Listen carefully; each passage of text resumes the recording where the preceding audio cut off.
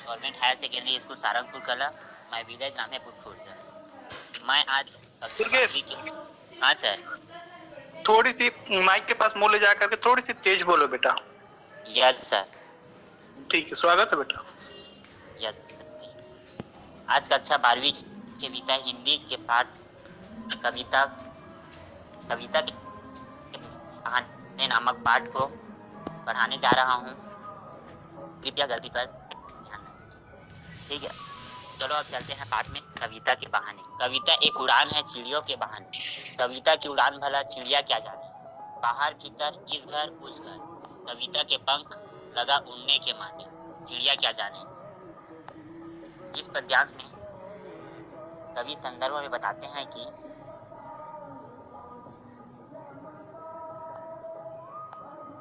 संदर्भ में बोलते हैं कि प्रस्तुत काव्यांश के पाठ्य पुस्तक आरोह भाग 2 में सम्मिलित पाठ कविता के बहाने कुंवर नारायण जी इसके कवि हैं और इसके प्रसंग में बताते हैं कि प्रस्तुत काव्यांश में कविता की तुलना चिड़िया की उड़ान से किया गया है। इसका व्याख्या यह है कि कवि कहता है कि कविता भी चिड़िया की तरह उड़ान भरती है। कविता भी चिड़िया की तरह उड़ान भरती है। कविता और चिड़िया दोनों ही उड़ती है, लेकिन कविता की उड़ान चिड़िया की उड़ान से अलग होती है, क्योंकि चिड़िया की उड़ान की एक निश्चित सीमा है, जबकि कविता में भावों की विचारों की उड़ान किसी भी सीमा से मुक्त है। वह अनंत आकाश में उड़ सकता है। कवि आगे कहते हैं कि बाहर भीतर इस घर उस घर, चिड़िया कविता की उड़ान भावों का उड़ान है, उसके विषय में नहीं जानती और वह इस घर उस घर सभी जगह पहुंच सकती है। पंख लगाकर उड़ने का अर्थ भी नहीं समझ सकती। कविता के पंख लगा उड़ने के माने इसका ये मतलब है कि चिड़िया भाव रूपी पंख लगाकर उड़ने का अर्थ भी नहीं समझ सकती। वास्तव में कविता में कवि की असीम कल्पना के पंख लगे होते हैं, इसलिए कविता के पंखों की समानता चिड़ियों के पंख नहीं कर सकते। इस काव्यांश का यह मतलब निकलता है कि चिड़िया कविता की तरह है, लेकिन कविता थोड़ा चिड़िया से अलग है। कविता चिड़िया सीमित ही आकाश पर उड़ सकते हैं, लेकिन कविता किसी भी स्थान पर बिना पंख लगाए उड़ सकता है, सभी जगह जा सकता है। दूसरा पंक्ति में आते हैं। चलिए, कविता एक खिलना है फूलों के बहाने। कविता का खिलना भला फूल क्या जाने। बाहर भीतर इस घर उस घर, बिना मुरझाए महकने के माने। फूल क्या जाने। इस पद्यांश में कवि व्याख्या करते हैं कि कविता का खिलना फूलों के खिलने के समान है, लेकिन कविता के खिलने और फूल के खिलने में सूक्ष्म अंतर होता है। कविता का खिलना भला फूल क्या जाने। फूल खिलने के बाद उसका जीवन और तत्पश्चात मुरझा जाता है, लेकिन कविता कभी भी खिलने के बाद कभी भी नहीं मुरझाता। वह एक बार विकसित हो जाता है, उसके बाद जीवन पाने के बाद वह अमर हो जाता है। इसलिए कवि कहते हैं कि खिलने का मर्म फूल नहीं समझ सकती। कवि यह स्पष्ट करता है कि फूल जिनके खिलने में आनंद है, उत्साह है, जिनमें कोमलता और आकर्षण भी है, वे भी कविता की समानता नहीं कर सकते, क्योंकि कविता अनंत जीवन एवं आनंद से युक्त है। वह फूलों की भांति एक बार खिलकर मुरझाती नहीं, अपितु सदैव नए अर्थ ग्रहण करके विकासशील एवं जीवित बनी रहती है। इस काव्यांश में कवि कहते हैं कि फूल के समान कविता है, लेकिन इसमें सूक्ष्म अंतर है। फूल एक बार खुशबू देकर वह सीमित खुशबू देता है और मुरझा भी जाता है, लेकिन कविता ऐसा है कि वह एक बार खिलने के बाद कभी भी नहीं मुरझाता, वह हमेशा देता ही रहता है। चलो अब तीसरे पंक्ति में आते हैं। कविता एक खेल है बच्चों के बहाने, बाहर भीतर यह घर वह घर, सब घर एक कर देने के माने, बच्चा ही क्या जाने, बच्चा ही जाने। इस काव्यांश में कवि कहते हैं कि व्याख्या करते हैं कि कवि का यह मानना है कि वह कविता बच्चों के खेल के समान है। कवि कहता है जिस तरह बच्चे कहीं भी किसी भी तरीके से खेलने लगते हैं आपस में घुल मिलकर, उसी तरह कवि के लिए कविता खेल है। वह भी कविता से घुल मिलकर खेल सकता है। बच्चों के खेल की तरह ही कवि के हृदय के भाव कल्पना को घुल मिलकर भी कविता के रूप में प्रस्तुतित होने लगते हैं। वह बच्चों के खेल की भांति अपने पराये भेद से परे कवि की कविता होती है। वह अपना भेदभाव भी नहीं जानता है। वह बिना भेदभाव के सबके साथ कविता पढ़ सकते हैं, सभी व्यक्ति कविता पढ़ सकते हैं। और बच्चे भी वैसे होते हैं, वो अपने पराये जाति वाति कुछ नहीं देखते, वो हमेशा जिसके साथ पाते हैं वैसे खेलने लगते हैं। ये कहते हैं कवि कि सब घर एक कर देने के माने बच्चा ही जाने। कवि अपने शब्दों से आंतरिक व बाह्य संसार के मनोभाव को शब्दमाली से प्रदान करता है, जिससे बच्चा भी नहीं समझ सकता। कविता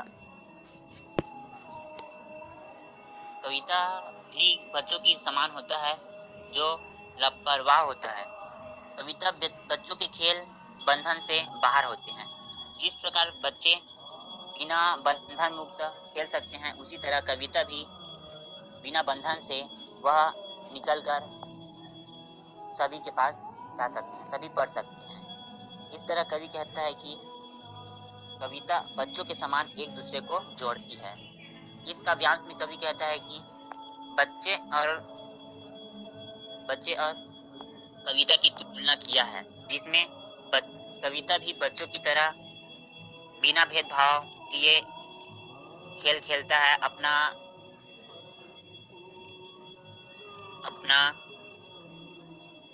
ज्ञान देता है। उसी तरह बच्चे भी बिना भेदभाव के खेलते रहते हैं।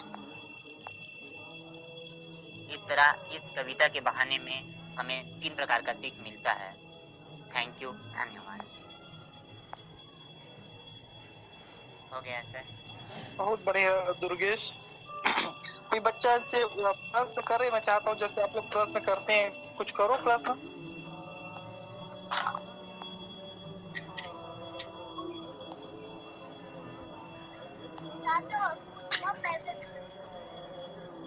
मैं कुछ प्रश्न करूं कि बच्चे मेरे से प्रश्न करेंगे सर?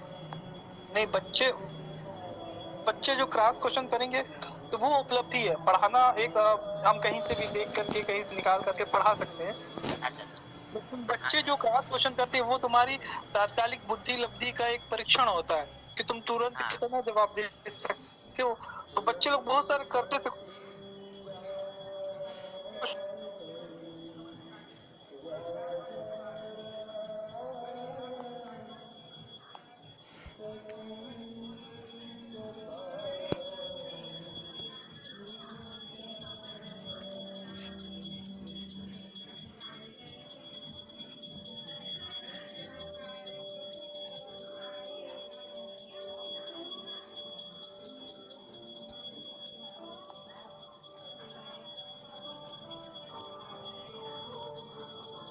और बहुत मुबारक हो कि आपने 12वीं के बच्चों को पढ़ाया। मेरे पास 12वीं के ज्यादा बच्चों का लिस्ट नहीं है, मैं बार बार बोल रहा हूँ, उसके बाद भी बच्चे लोग आगे नहीं आ रहे, लेकिन तुम्हारे पढ़ाई बहुत बड़ी बात हो। और ऐसे आगे पढ़ो तो हिम्मत दी जाएगा, वो आगे बढ़ेगा। जैसा बात है। हाँ सर। तो आप लोगों में कोई बच्चा कोई प्रश्न करना चाहता है या कुछ भी विचार रखना चाहता है तो बोले।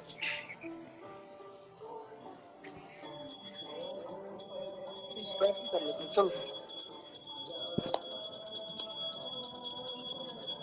अनुराग।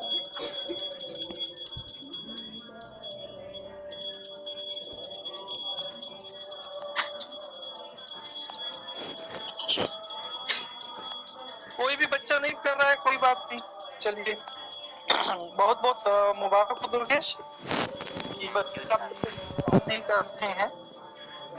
नमस्ते सर। और बेटा दुर्गेश से किसी का कोई सवाल है? आचार्य जी। नहीं है सर। हाँ चलो मेरे से भी पूछ सकते हो। स्वागत है सर। बोलो बेटा। सर इस कविता से हमें क्या सीख मिलती है? चलिए दुर्गेश बताइए क्या सीख मिलती है?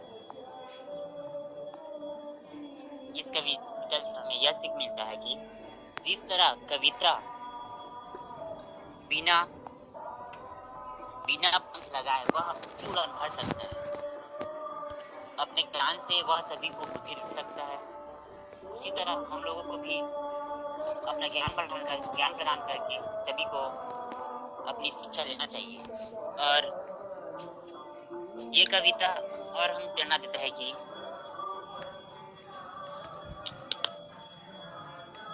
देखिए बेटा, ये हर कविता एक अलग सीख देता है। कविता के बहाने में हमको हर पंक्तियों में एक अलग तुलनात्मक करते हुए कवि दिखते हैं। पहले वो कविता की तुलना वो चिड़ियों से करते हैं, जहाँ पर अपनी कविता को जिता देते हैं। फिर तुलना फूलों से करते हैं, फिर अपनी कविता को जिता देते हैं। तो बोलते हैं जैसे उड़ान के ऊपर तो तुलना करते हैं, तो कल्पनाओं की उड़ान जो होती है वो चिड़ियों की उड़ान से ज्यादा होती है। चिड़िया एक से उड़ सकता है, लेकिन कल्पनाओं की उड़ान उससे अधिक होती है। दूसरा फूलों से करे, फूलों से तुलना करने बाद में भी वो अपनी कविता को जिता दिए। क्यों जिता है?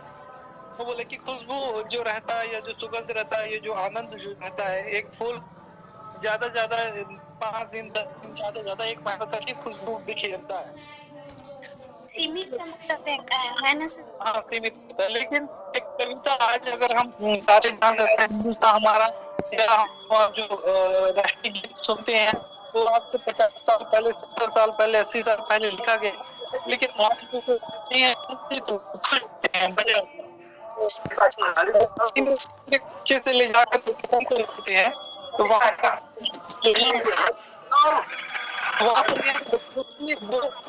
ये बताती है कि जैसे कविता जो रहती है